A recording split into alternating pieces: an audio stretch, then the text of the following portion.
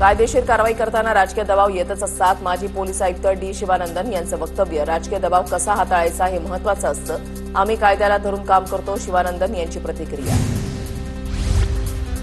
माझ्यावर आरोप करणाऱ्यांना मी कायदेशीर उत्तर देणार. कुरडू ग्रामस्थांच्या आरोपांवर खासदार धैर्यशील मोहितेंची प्रतिक्रिया.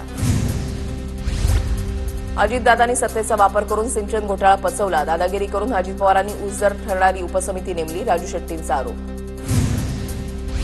मी कधीच अज्ञातवासामध्ये जात नाही. कुरडू गावातील प्रकरणानंतर होत असलेल्या टीकेवरून अजित पवारांचं स्पष्टीकरण. तर ज्यांच्याकडे माझी ट्रीटमेंट सुरू आहे त्यांचं नाव देतो. अजित पवारांची माहिती.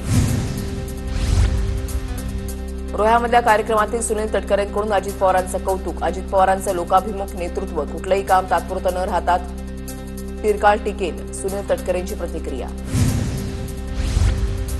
कोकणातल्या काही प्रकल्पांना एवढा उशीर का लागतो? अजित पवारांचा सवाल. तर मुंबई गोवा हायवेला एवढा वेळ का लागला यावर पुस्तक लिहावं लागेल. अजित पवारांचा मिश्किल टोला.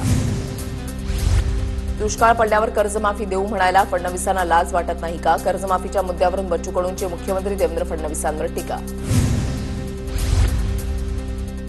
सोशल मीडियावर माझ्याविरुद्ध पैसे देऊन मोहीम चालवली जाते. केंद्रीय मंत्री नितीन गडकरींचा आरोप. 20% इथेनॉल मिश्रित इंधनाच्या वापरामुळे वाहनाच्या कार्यक्षमतेवर परिणाम होत असल्याची सोशल मीडियातून टीका.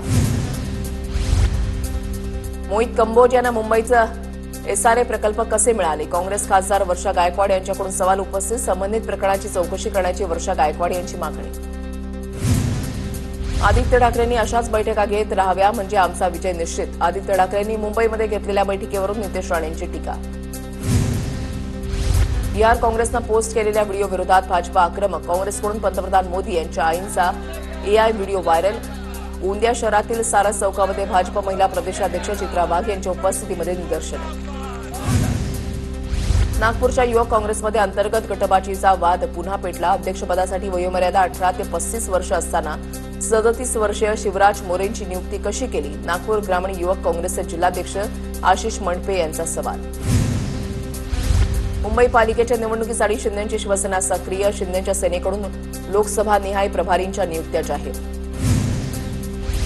राज्यामधील जिल्हा परिषद अध्यक्ष आणि पंचायत समिती सभापती पदाचे आरक्षण जाहीर. 34 जिल्हा परिषद अध्यक्षपदासाठीचं आरक्षण घोषित. ग्रामविकास विभागाकडून अधिसूचना जाहीर.